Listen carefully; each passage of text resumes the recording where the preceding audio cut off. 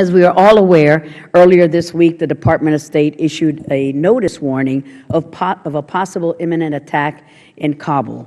With so much of our attention focused on the threat from ISIS and the problems in Syria, Iraq, and Iran, it's important that we do not lose sight of some of the other areas of concern for our national security interests, and this security warning is a stark reminder of that.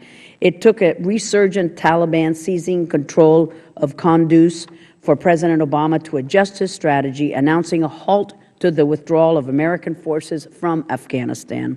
It was an acknowledgment that the strategy of gradual withdrawal was not in line with the reality on the ground.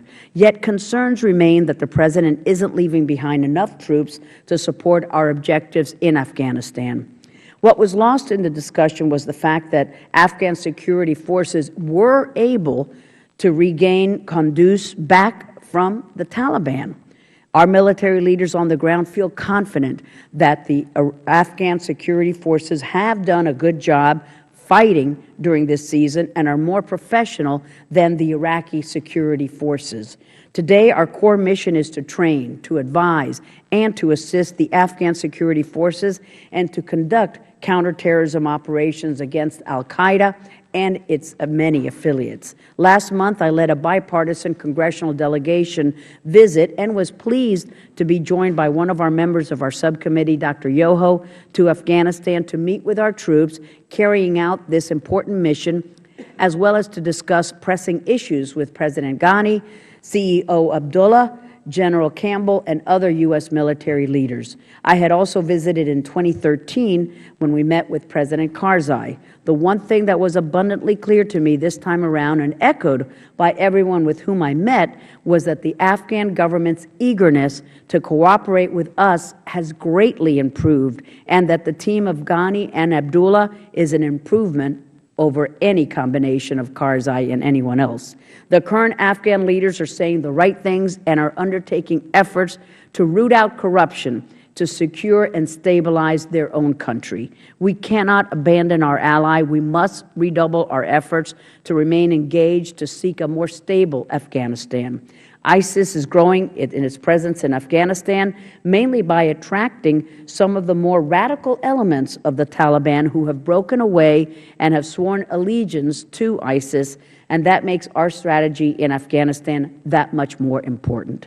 General Campbell told Congress that the terror group's status in Afghanistan has grown from nascent to operationally emergent over the course of just a year.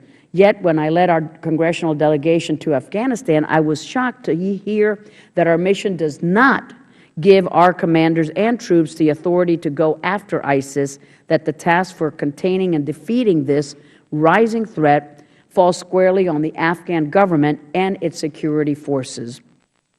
The day the CODEL departed from the region, we learned that 7 people in Afghanistan were beheaded by ISIL, and thousands of people came out to the streets to protest this horrific act of terror. We must rethink the scope of our mission to include taking on more than just al-Qaeda and its affiliates. We should also reassess our counter-narcotics approach in Afghanistan. Terror and drugs are linked, as much as the profits from the drug trade in Afghanistan fund these terror groups. While it is encouraging that the new Afghan government has signed a new counter-drug plan, we need to ensure that it has the resources it needs to succeed in action. I remain concerned that the number of DEA agents has decreased substantially.